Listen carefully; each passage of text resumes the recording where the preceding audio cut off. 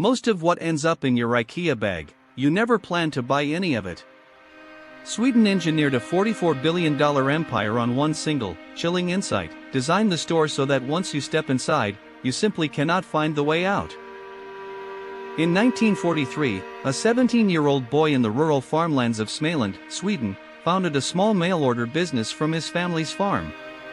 His name was Ingvar Kamprad, and his company was named from his own initials combined with the name of his family's farm Elmteryd and the nearby village of Agunnaryd. For years, IKEA was just a scrappy catalog selling pens, picture frames, and small household items. It was the most modest possible beginning for what would become the world's largest furniture retailer. In 1956, an IKEA designer had a seemingly simple idea: remove the legs from a table so it could fit flat inside a box. This near-accidental discovery changed furniture retail permanently. Flat-pack design meant IKEA could ship dramatically more products at far lower cost, and pass those savings directly to customers, making well-designed furniture affordable to almost anyone. Kamprad later called it one of the greatest innovations in the company's history, the moment IKEA stopped just selling furniture and started reshaping how ordinary people lived. As IKEA expanded through the following decades, Kamprad recognized a fundamental problem: you could not truly sell a sofa through a catalog.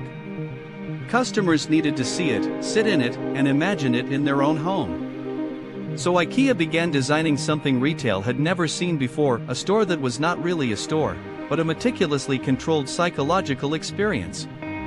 Every element, the lighting, the path you walked, the rooms you passed through, was engineered with a single purpose: to ensure you spent more than you planned. IKEA engineered its stores around a single, one-directional route that winds through every section without exception. Unlike any other major retailer in the world, you cannot choose your own path through an IKEA. You follow the arrows, past dozens of fully staged room displays, walking close to a mile in a typical store that covers around 300,000 square feet, the equivalent of roughly 5 football fields. Research shows that while the average retailer gets customers to see about a third of their products, IKEA's layout exposes shoppers to virtually the entire catalog. There is a name for what IKEA triggers inside that maze: the Gruen Effect, named after Austrian architect Victor Gruen, who pioneered the modern enclosed shopping mall. When shoppers are immersed in an overwhelming visual environment, vivid room displays, carefully curated scents, an endless flow of new products, their brains shift from focused, goal-driven shopping to a more impulsive, emotionally reactive state. They forget what they came in for. Their shopping list becomes irrelevant. IKEA did not stumble onto this insight by accident. They built their entire store architecture around deliberately and repeatedly triggering it. Look carefully the next time you are inside an IKEA store. You will notice an almost complete absence of windows and clocks anywhere in the building. This is entirely deliberate. Without natural light or any external time cue, shoppers progressively lose their sense of how long they have been inside. Time passes far faster than expected.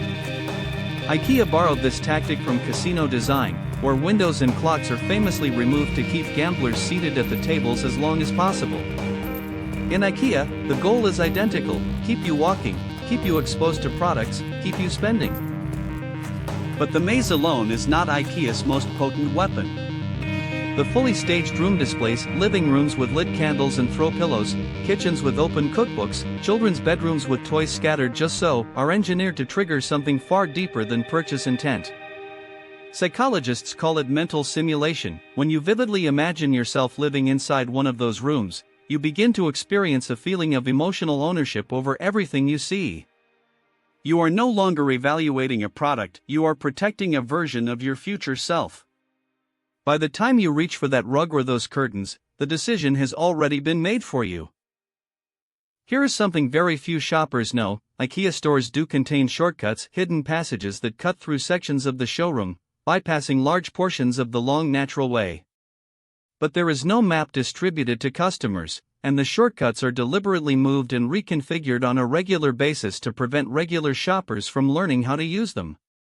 IKEA employees have confirmed that the shortcuts serve as a pressure valve, a way to prevent deeply frustrated shoppers from simply walking out, while ensuring that anyone who does not already know where to look follows the full maze. The escape hatch exists.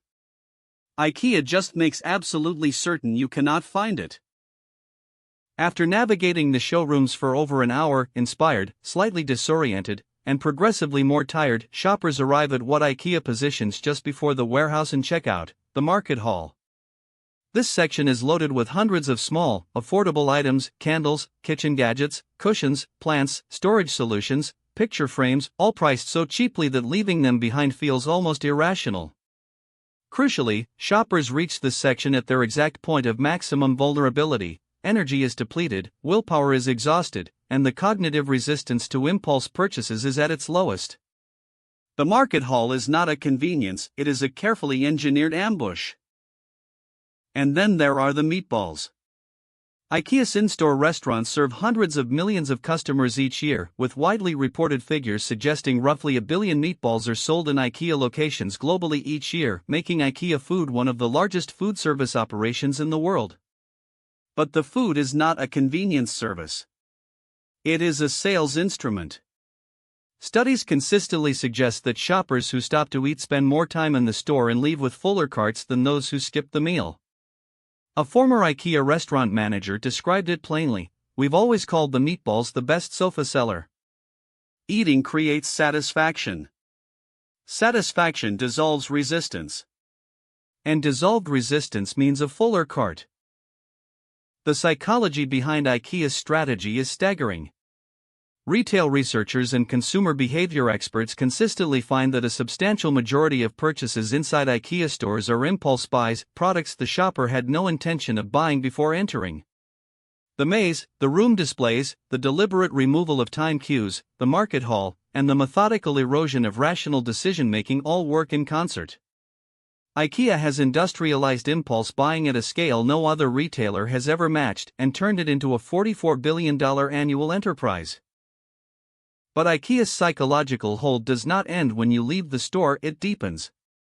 In 2011, researchers from Harvard, Yale, and Duke published a landmark study on what they termed the IKEA Effect.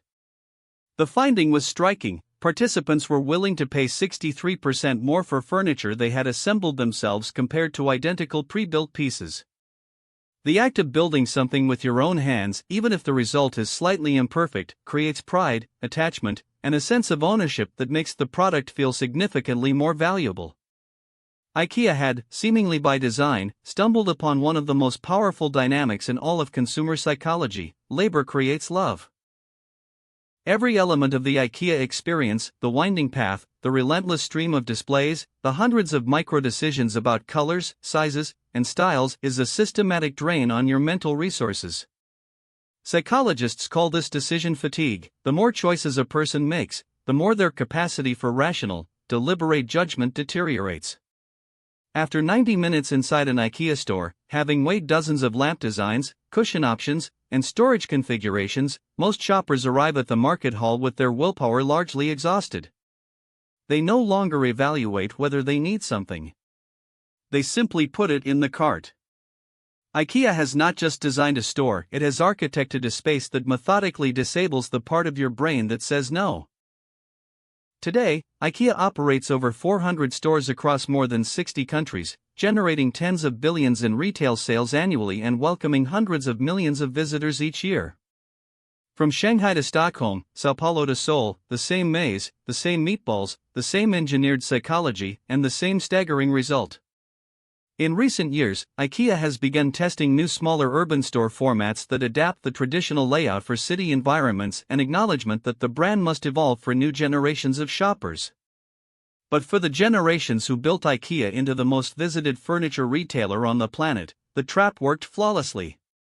So the next time you walk in for just one thing, remember every element of what you just learned. The maze is waiting.